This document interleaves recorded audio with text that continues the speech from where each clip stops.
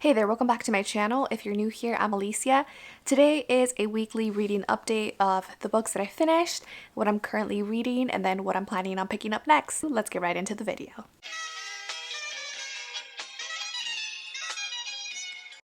I'm going to mix it up today and start off with the two books that I'm currently actively reading. I am trying to read the shortlist for the International Booker Prize. Now, I don't think that I'll be able to finish reading the International Booker shortlist before the winner is announced. I believe it's announced on the 27th of this month. Let me go ahead and double check. So the International Booker winner is going to be announced on the 26th, which is going to be next Thursday. And I'm currently reading two of the books on that shortlist. The first one is Cursed Bunny. This is by Bora Chung, translated by Anton. The second one that I'm right in the middle of is Tomb of Sand by Geetanjali Shree, and this is translated by Daisy Rockwell. This is a brick. Tomb of Sand is definitely going to take me a couple more days to read. It is almost 700 pages, or a little bit over. Tomb of Sand is a little bit over 700 pages long. There is one other book that is extremely long on the short list, and that is the Books of Jacob, which I have on my Kindle and I will be reading later on in the month. But for now, these two are my priorities. So starting off talking about Cursed Bunny really quickly, the little insert in here says, Cursed Bunny is a genre-defined collection of short stories, blurring the lines between magical realism, horror, and science fiction. And I would definitely agree with that statement. It is genre bending. You do have elements of magical realism, horror, and sci-fi, although some more than others. I would say that all of the short stories that I've read so far have horror elements in them. And actually, if you're someone that wants to dip your feet into the horror genre, but you don't really like a lot of gore or something that's super scary, maybe you don't like body horror, I feel like this is actually a great short story collection so far into the horror genre, because even though there are horror elements, they're not gory so far. I've only read 5 of the 10 short stories, so I am halfway through. I have 5 more stories to go. Honestly, so far the short stories in here have been okay, and I've only given one of them 4 stars and one of them 5 stars. The rest of them are more on the 3 to 3.5 stars for me. Even the titled short story is only like a 3 star for me.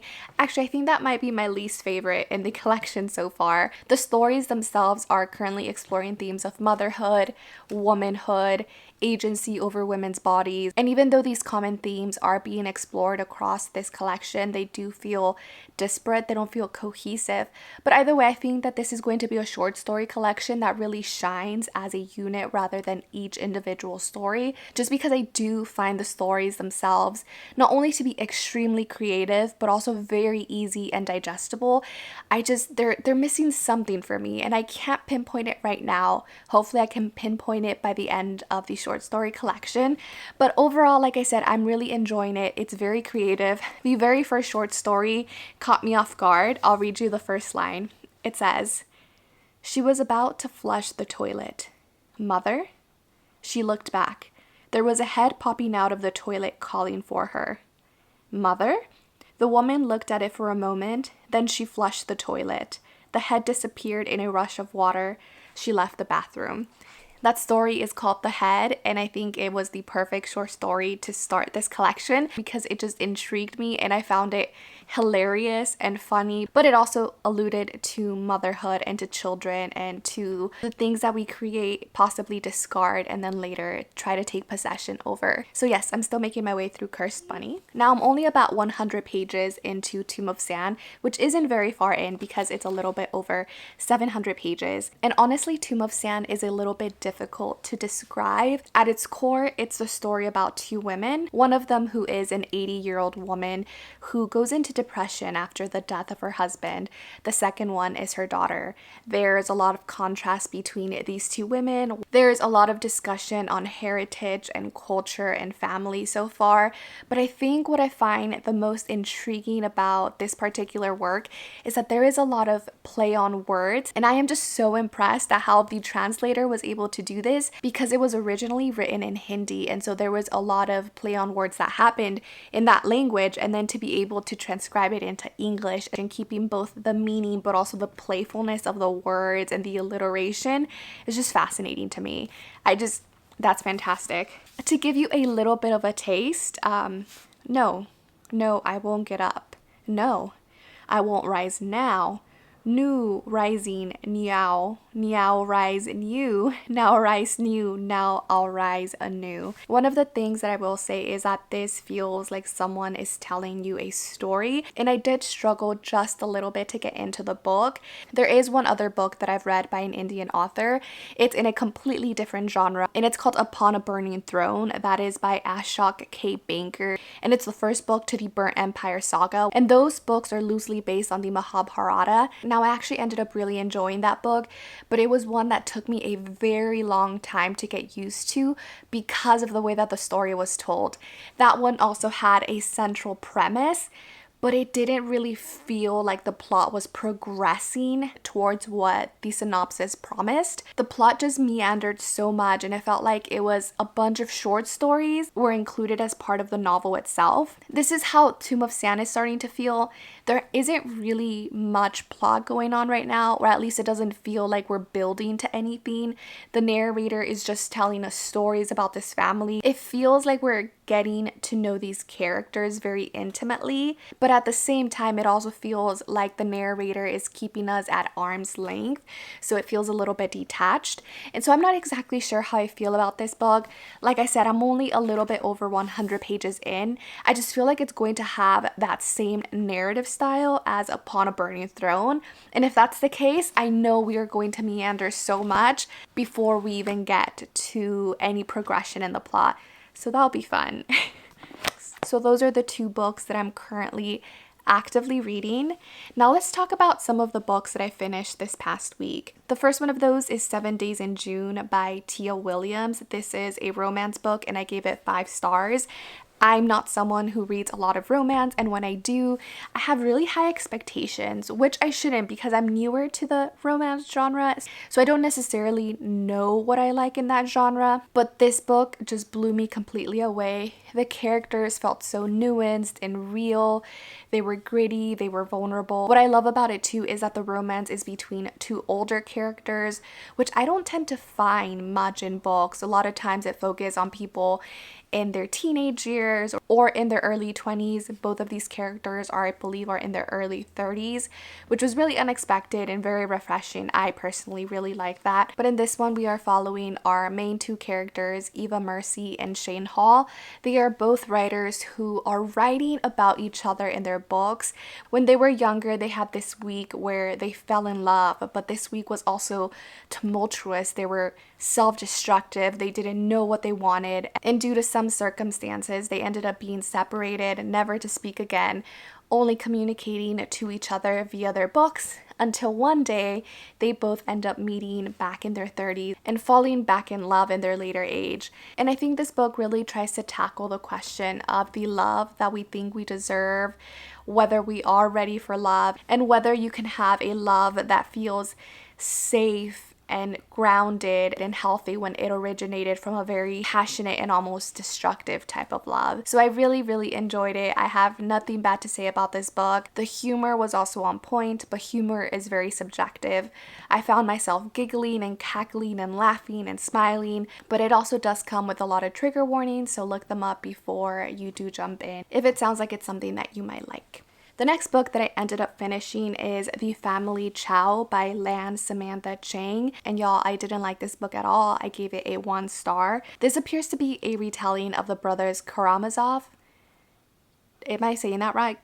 Karamazov, yeah. Dostoevsky's The Brothers Karamazov. I hope I'm saying that correctly. And the people who have read that work seem to really like this book, or as far as I can tell from some of the reviews that I read.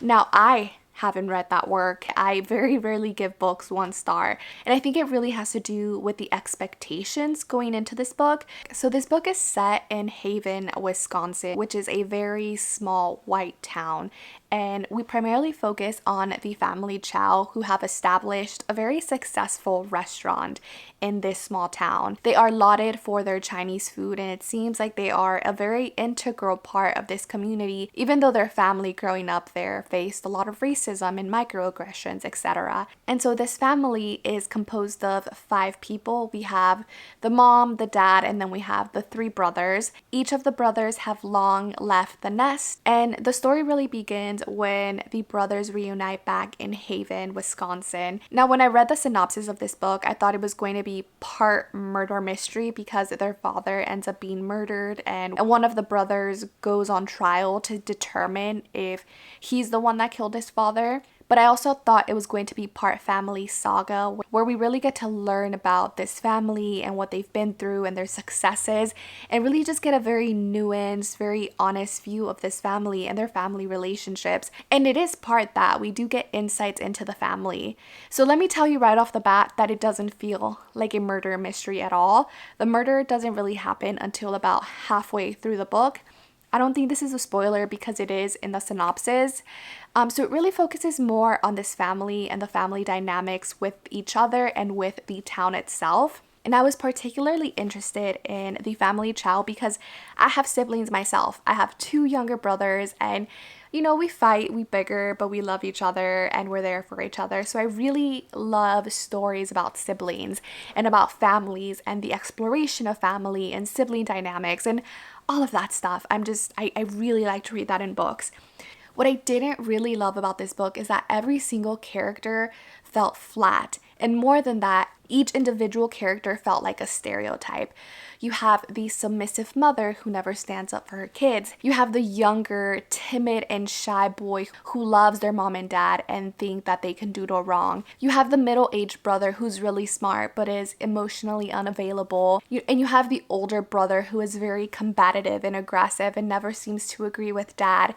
And then their dad is just the worst character that you can think of. He is narcissistic, he is rude, he's egotistical, he's not a likable character. And I don't need likable characters in my books, but he was just a lot of negative stereotypes about Chinese people that I just couldn't stomach. And there were other parts of the plot that were also stereotypes and felt borderline racist. Like there was one part of the plot where the family dog is cooked and eaten. So I don't know what the author was trying to say. That's my ultimate question. I didn't feel like by the end of the story I understood why the author wrote this book, and I definitely don't understand why she wrote all of her characters as stereotypes.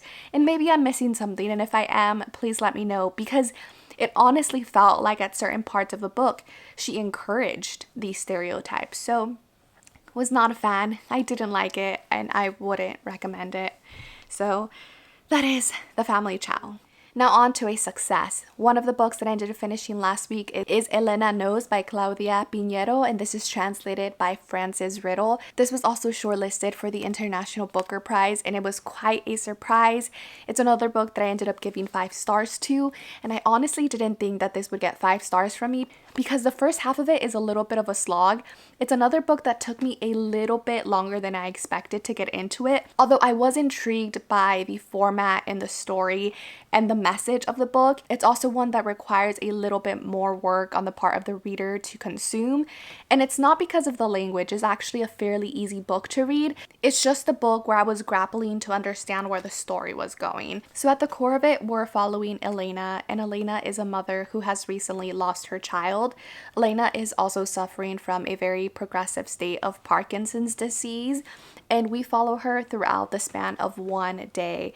And this day is measured by the pills that she has to take, because without these pills, she is unable to control her movements, and therefore she can't get on with her day. And so we follow her and her thoughts as she's trying to find this woman who can possibly help her figure out if her daughter committed suicide or not. And so really at the core of it is Elena embarking on this journey of not only self-discovery, but also trying to figure out if her daughter was murdered or if she committed suicide. There's a lot of strategically placed flashbacks of Elena and her daughter's relationship. They had a very tumultuous relationship. So this book definitely tackles themes of motherhood, mother-daughter relationships. Abortion is also a really big topic in this book, as well as autonomy of our own bodies and decisions and choices. Elena herself is a very unsavory character. She's not likable. She's flawed. She's mean-spirited. She's dealing with grief and anger and guilt. And honestly, she was one of the reasons that I didn't quite like the book at the beginning, just because we are in her head this entire time. But really, by the end of the book, I learned to appreciate her character. I actually ended up giving this book 5 stars if I haven't already mentioned it. I wanted to read you a brief passage of this book. That way you can get a feeling for the tone of the book. She can avoid going past the bank if she walks around the block, but that's something that Parkinson's won't allow. Elena knows she hasn't been the one in charge of some parts of her body for a while now. Her feet, for example. He's in charge, or she. And she wonders if Parkinson's is masculine or feminine, because even though the name sounds masculine, it's still an illness. And an illness is something feminine, just like a misfortune or a curse. And so she thinks she should address it as herself, because when she thinks about it, she thinks fucking whore illness. And a whore is a she, not a he. I really want to reread this book in Spanish because I feel like there might be some stuff lost in translation. Like with this little passage, she is referring to this illness as as being feminine versus masculine, and in Spanish things are feminine or masculine. Like when you say the chair, it's not just the chair, it's la silla, which makes that object feminine. So I really want to read it in Spanish to see how that reading experience goes. So one that I highly recommend if you like literary fiction. I really enjoyed the themes that were tackled and the way that they were explored, even though I didn't necessarily enjoy my reading experience right at the beginning, if that makes sense. So those were the books that I finished last week. So I'll just touch on the books that I'll be reading after I finish Cursed Bunny and Tomb of Sand. The first one of those is going to be the Shadow Book of Ji Yun, Imperial Librarian and Investigator of the Strange, edited and translated by Yi Easy Yu and John Yu Branscum. Wow, that was a mouthful. So this is a collection of translated Chinese short stories that focus on the occult and the strange and the weird. I'm really excited to buddy read this with Amy. This is the book club selection for this month for the Lit in Translation book club. So we will be having a live show at the end of the month. Really excited to discuss this with her, especially now too because I'm also reading Cursed Bunny. So I wonder how these two will compare because they deal with similar topics like the weird and the occult and a little bit of horror. So really excited for this one. Then the other book that I'm trying to tackle is for my Latin America reading project. If you're new here, I am trying to read one work by a different Latin American author every single month. This month landed on Colombia, so I will be attempting to read 100 Years of Solitude by Gabriel Garcia Marquez, and I'll actually be reading it in Spanish. I do have this beautiful Spanish edition. Wish me luck. I haven't read something in Spanish in quite a while, but just in case I decide that I'm not able to actually comprehend all of the words in this book, I do have the English version that I can go ahead and pick up. I'm a little bit nervous to go into this book just because it's very much loved. Like, I know that it's a lot of people's favorite book of all time, but I also heard that there's a lot of misogyny in this book and that the female representation in it is not stellar. Let's just say I'm going in with low expectations when it comes to representation of women and women used as plot devices and stuff like that. So hopefully I can focus on a beautiful story and beautiful writing, and I'll take it for what it is, you know? So yeah, I'll be starting 100 Years of Solitude. Hopefully I end up liking it at least. So that was a little bit of a reading update for you. I'm actually currently working on filming a video where I go over my translated bookshelf and show you all of the books that are on there. It's taken me a lot longer to film than I thought, just because I'm trying to give you a little bit of the synopsis of the book without reading the synopsis.